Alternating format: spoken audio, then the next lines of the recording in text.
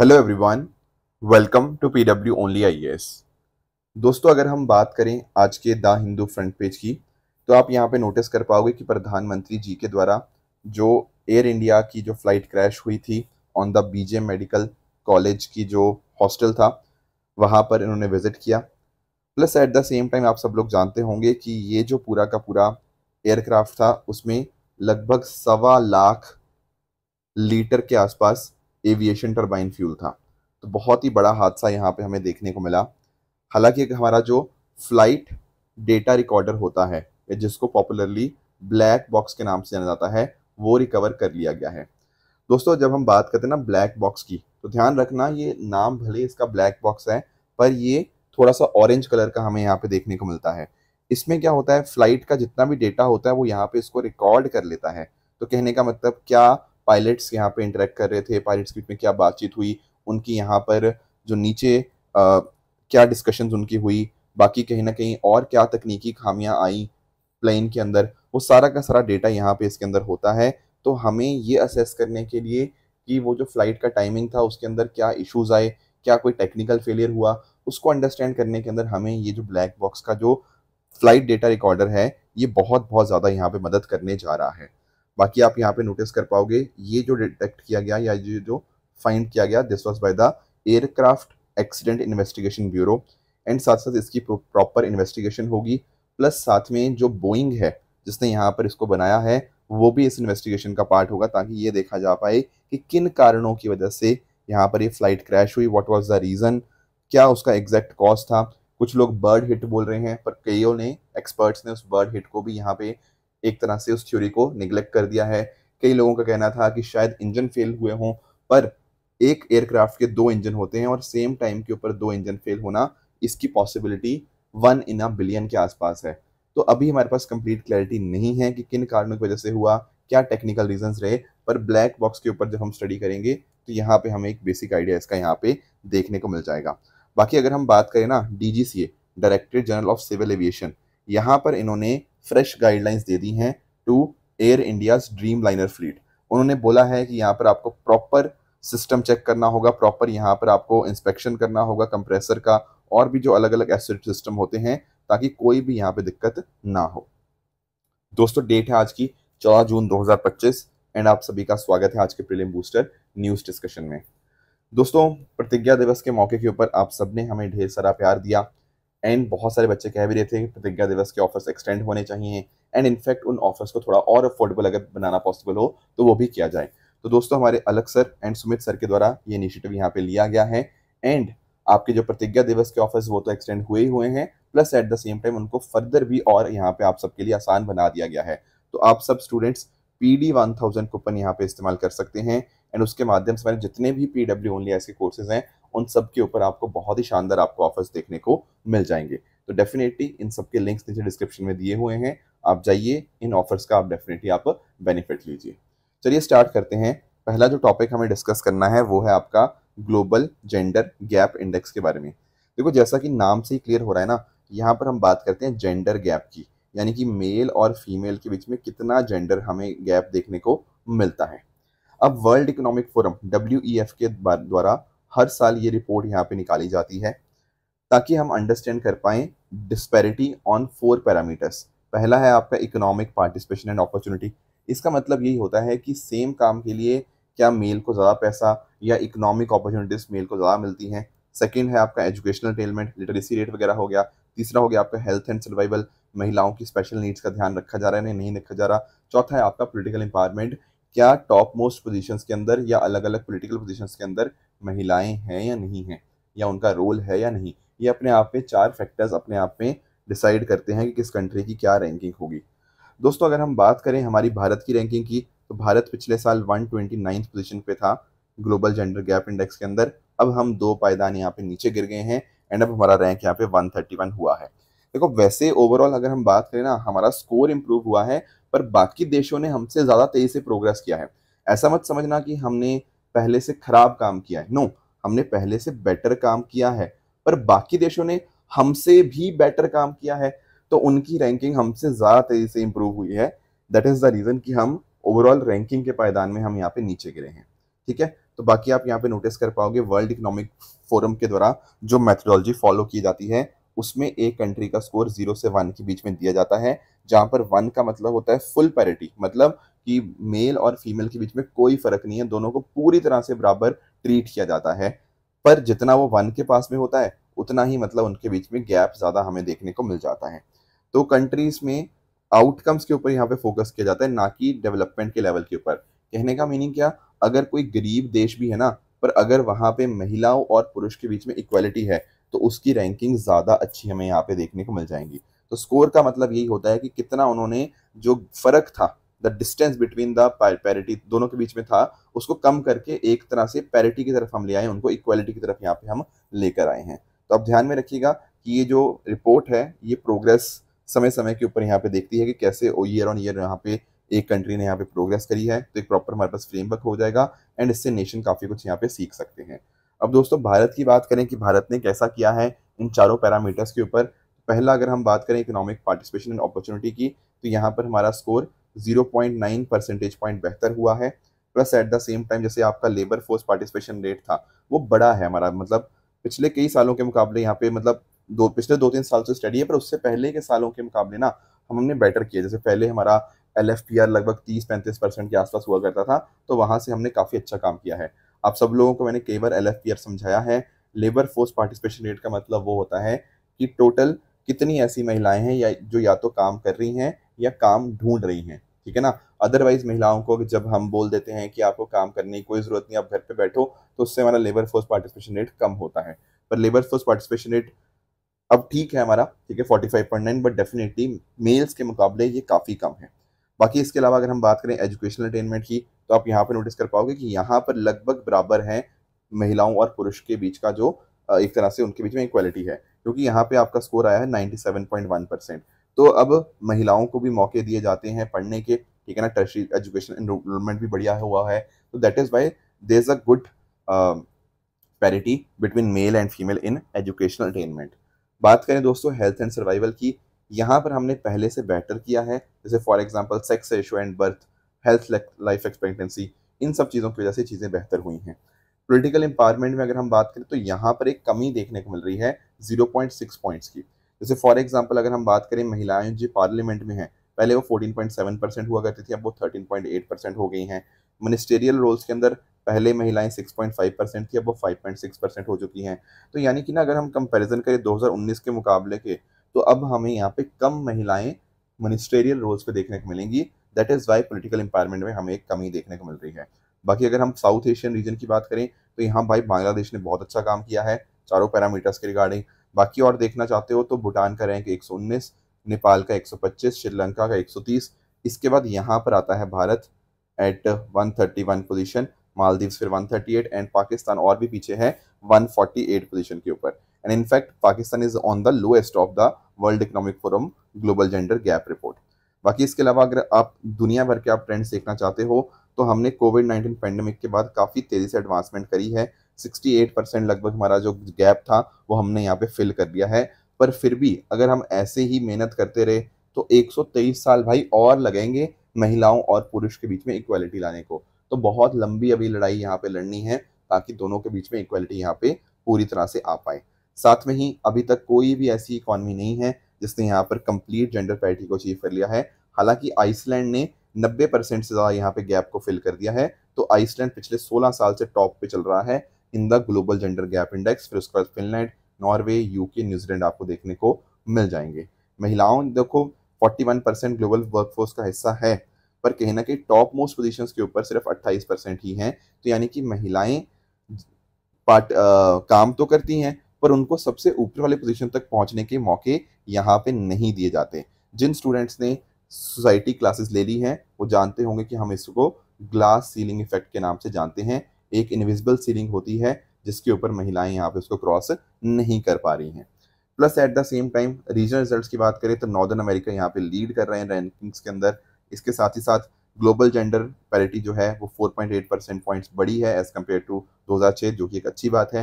Political empowerment भी हमने यहाँ पे नोटिस कर पाओगे, यहाँ पर भी आपको इंप्रूवमेंट देखने को मिलेगा। जैसे 2006 में 14.3% था, अब 23.4% आपको यहाँ पे देखने को मिल जाएगा, राइट। और ये कौन रिलीज करता है? By the world economic forum, जो कि आपको इंटरनेशनल एक नॉन गवर्नमेंटल ऑर्गेनाइजेशन देखने को मिल जाएंगी, जिसको 1971 के अंदर क्लॉस श्वाब के द्वारा यहाँ पे फाउंड किया गया था, और ये स्विट्जरलैंड बेस्ड एंटिटी आपको देखने को मिल जाती है। चलते हैं नेक्स्ट टॉपिक की तरफ, that is central schemes require effectiveness to continue. देखो कई बार ना हम लोग बात करते हैं अलग अलग स्कीम्स की, जैसे मैं आपको थोड़ा सा आइडिया दूं, जैसे आप लोग स्कीम्स के बारे में जानते ही होंगे। एक स्कीम्स वो होती हैं जो पूरी तरह से आपकी सेंट्रल गवर्नमेंट की तरफ फंड करी जाती हैं, इनको हम लोग सेंट्रल सेक्टर स्कीम्स के नाम से जानते हैं। जैसे फॉर एग्जांपल पीएम किसान सम्मान निधि, जो पीएम किसान स्कीम है, वहां पर क्या होता है, हर चौथे महीने 2-2 हज़ार रुपया आपके किसान को जाता है, एंड इस तरह से साल में 3 किस्त जाती हैं, टोटल 6,000 रुपया यहाँ पे साल में इस तरह से मिल जाता है। ये सारा का जो सारा पैसा होता है ये सेंट्रल गवर्नमेंट द्वारा दिया जाता है, तो ये अपने आप में एक सेंट्रल सेक्टर स्कीम हो जाती है। तो काफ़ी सारे एरियाज में यहाँ पे इस तरह की स्कीम चलती हैं। उसके अलावा सेंट्रली स्पॉन्सर्ड स्कीम होती हैं, यहाँ पर कुछ पैसा यूनियन गवर्नमेंट के द्वारा, बाकी का पैसा आपका स्टेट गवर्नमेंट का दिया जाता है। डिपेंड करता है कैसी स्टेट है, कुछ 50-50 वाली स्कीम्स होती हैं, कुछ 60-40 वाली भी होती हैं, और अगर खासकर आपके हिमालयन स्टेट्स वगैरह हो गया, उनमें 90-10 का रेशियो नॉर्मली देखने को मिल जाएगा कि 90% सेंट्रल गवर्नमेंट का एंड 10% आपका स्टेट गवर्नमेंट का। जैसे फॉर एग्जांपल आपका मनरेगा है, यहाँ पर पैसा शेयर किया जाता है between central government and state government, ठीक है। अब आप लोग जानते होंगे जब इतनी सारी स्कीम्स हम रन करते हैं तो बहुत सारा खर्चा भी होता है, और कई बार हम लोग ना फालतू का खर्चा बहुत ज़्यादा करते हैं। तो क्यों ना ऐसा किया जाए कि हम ये देखें कि यार खर्चे पे कंट्रोल अगर हमें करना है ना, तो खर्चा तभी कंट्रोल हो पाएगा जब हम सही जगह पे खर्चा करेंगे। ये देखेंगे कि अगर हमने पैसा खर्च किया, किसी जगह पे कुछ एक्सपेंडिचर कर रहे हैं, क्या उससे कुछ आउटकम भी निकल के आ रहा है या नहीं निकल के आ रहा। ऐसा तो नहीं कि बस आप फालतू में खर्चा करे जा रहे हो, कोई इसका आउटकम ही नहीं निकल के आ रहा।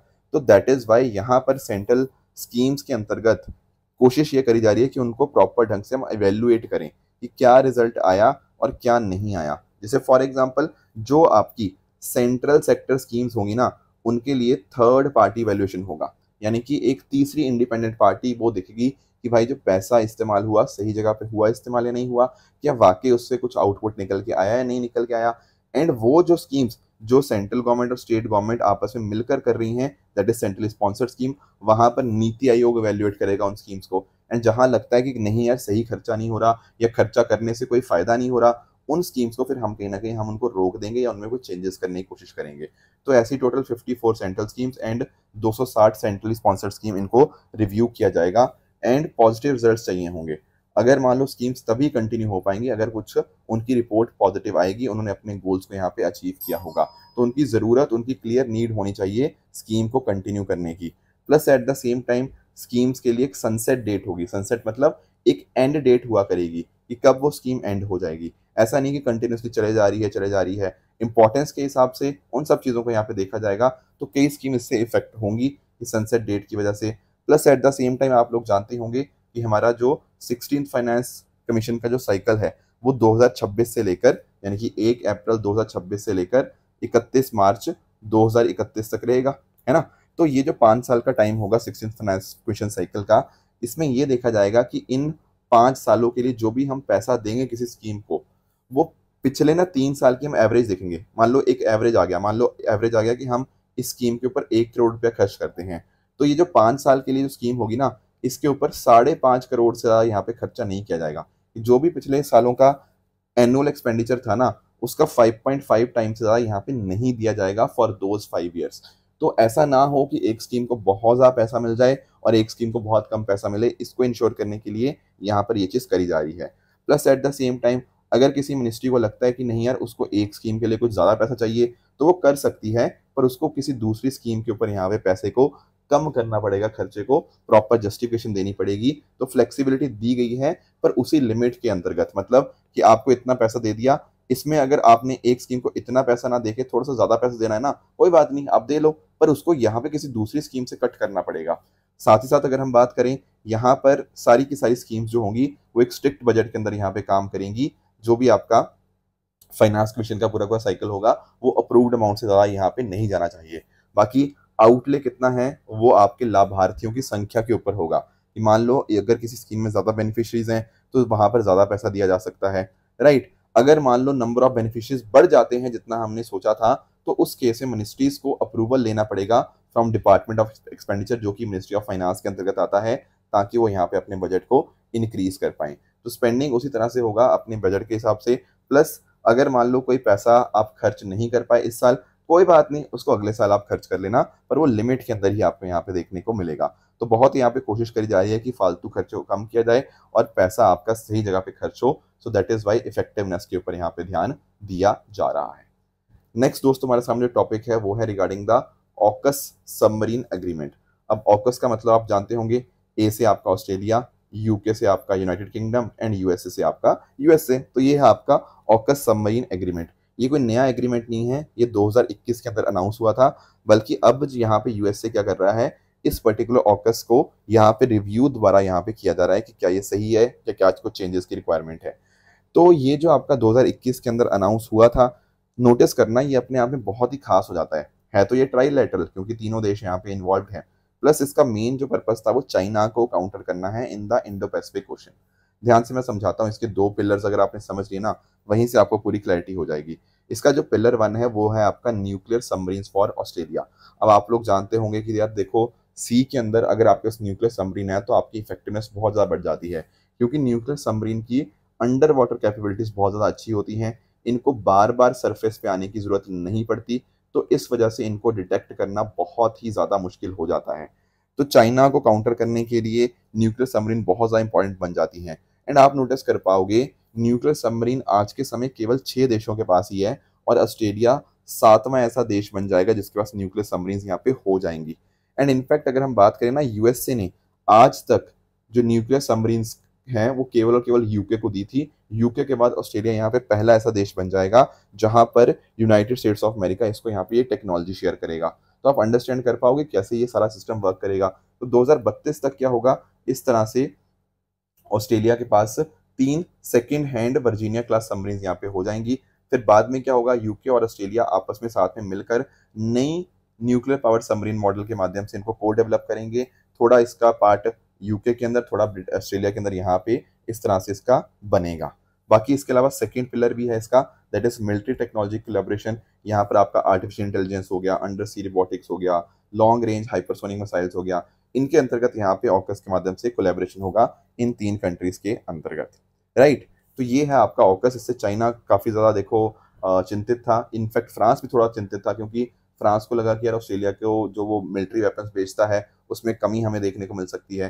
तो ये सब चीजें थी पास्ट की, बट एनीवेज अब कहीं ना कहीं इस पर्टिकुलर एग्रीमेंट को वापस से रिव्यू किया जा रहा है। एंड भारत के ऊपर इसका क्या इम्पैक्ट होगा, देखो आप नोटिस कर पाओगे, ऑकस से कहीं ना कहीं जो चाइना का इतना ज्यादा इन्फ्लुएंस बढ़ रहा ना, खासकर इंडो पैसिफिक के अंदर, उसको हम एक तरह से काउंटर कर पाएंगे।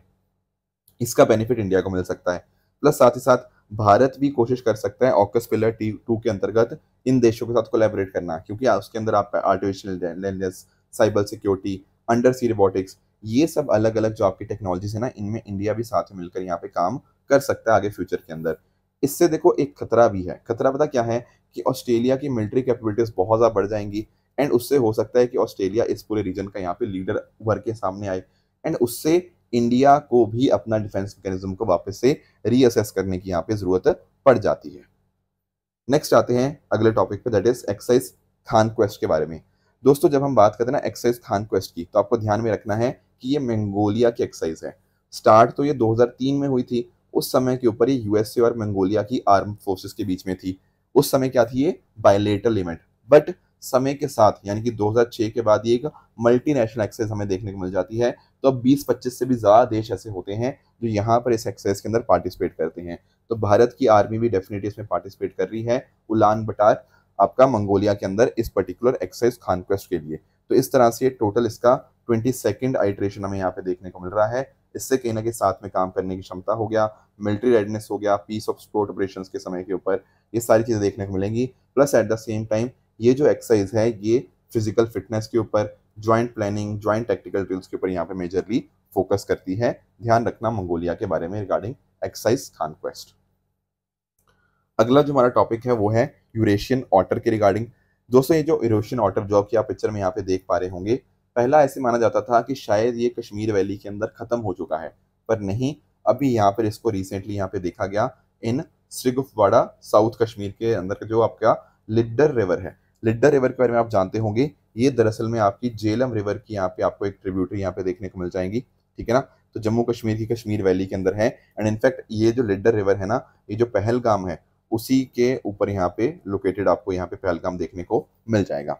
तो अगर हम बात करें यूरेशियन ऑटर की, तो आप यहाँ पे नोटिस कर पाओगे कि यहाँ पे टोटल 3 तरह की ऑटर स्पीशीज भारत में देखने को मिल जाती हैं। एक तो यूरेशियन ऑटर हो गया, दूसरा हो गया आपका स्मूथ कोटेड ऑटर, और तीसरा हो जाता है आपका एशियन स्मॉल क्लॉड ऑटर। ठीक है, ऑटर जो होते हैं ना, खासकर यूरेशियन ऑटर की बात करें, ये आपको क्लीन फ्रेश वाटर एनवायरनमेंट देखने को मिल जाएंगे, जहाँ पर अच्छी खासी फिश होनी चाहिए। यहाँ पे जैसे for example lakes, rivers, marshes, उनमें अगर अच्छी मात्रा में फिश हैं और वाटर क्लीन है तो वहां पर आपको ऑटर्स देखने को मिल जाते हैं। ये थोड़ा सा अकेले रहना पसंद करते हैं, ये दे आर नॉकटर्नल, रात के समय आपको ये ज़्यादा एक्टिव देखने को मिल जाएंगे। तो मेजरली आपको यूरोप के अंदर, एशिया के कुछ हिस्सों के अंदर देखने को मिल जाएंगे, भारत में मिलते हैं पर थोड़ा सा प्रेजेंस हमारे यहाँ कम ही है। ठीक है, जैसे फॉर एग्जाम्पल हिमालयन फुटहिल्स में मिल जाते हैं, नॉर्थ ईस्ट इंडिया हो गया, या वेस्टर्न घाट्स में कुछ कुछ एरियाज में आपको यहाँ पे देखने को मिल जाएंगे, पर रेयर ही इनकी अक्रेंस हमें देखने को मिलती है। तो रेशियन ऑटर की आईयूसीएन स्टेटस है near threatened, smooth coated otter का आईयूसीएन स्टेटस आपको वल्नरेबल देखने को मिल जाएगा, and Asian small clawed otter का आईयूसीएन स्टेटस आपको यहाँ पे वल्नरेबल ही देखने को मिल जाता है। This is regarding the Eurasian otter. And Lidder river के बारे में मैंने आपको बता ही दिया किस तरह से ये कोलाहोई ग्लेशियर से ओरिजिनेट करती है और झेलम रिवर में जाके यहाँ पे मिल जाती है, और पहलगाम इसी के बैंक्स के ऊपर आपको लोकेटेड देखने को मिल जाएगा। तो दोस्तों ये थी हमारी आज की डिस्कशन। बात करें अगर ट्रू एंड फॉल्स स्टेटमेंट्स की, यहाँ पर आपके सामने कुछ स्टेटमेंट्स हैं, इनको आप पढ़िएगा, बताइएगा इनमें से कौन सा सही है एंड कौन सा गलत है। कल जो मैंने आपको होमवर्क दिया था, एक था संत कबीर दास जी के बारे में। तो जो पहला स्टेटमेंट कह रहा है कि इन्होंने कास्ट डिस्क्रिमिनेशन को रिजेक्ट किया एंड जो मीनिंगलेस रिचुअल्स थे उनको यहाँ पे डिस्करेज किया। Yes, that is correct statement. क्रॉपिक स्कीम के अंदर हमने डिस्कस किया था कि कैसे आपकी क्रॉप की पिक्चर यहाँ पे ली जाती है, उससे क्रॉप हेल्थ को हम यहाँ पे मॉनिटर करते हैं, ताकि पता लग पाए कि इंश्योरेंस के समय जो क्लेम्स वगैरह होंगे उनके बारे में हम अच्छे से सही समय के ऊपर उसको यहाँ पे क्लेम्स को हम यहाँ पे पास कर पाए। लोकपाल की जब हम बात करते हैं ना, तो लोकपाल में एक chairperson but up to 8 members होते हैं, और उनमें से कम 50% जो मेंबर्स होंगे वो जुडिशियल मेंबर होंगे। अब एक फैक्चुअल स्टेटमेंट थी और कुछ फैक्ट्स यहाँ पे गलत थे, इसलिए स्टेटमेंट आपका इनकरेक्ट हो जाएगा। लास्ट अगर हम बात करें पासेक्स की, तो इसमें इंडोनेशिया भारत के साथ इन्वॉल्व नहीं होता, भारत और जो यूके की नेवी है वो यहाँ पे आपको देखने को मिलेगी, इसलिए ये स्टेटमेंट भी आपका इनकरेक्ट बन जाएगा। तो दोस्तों ये थी हमारी आज की डिस्कशन। इसी तरह से आप सब लोग अपने एंड पे हार्ड वर्क करते रहिए। Thank you so much for joining. All the very best.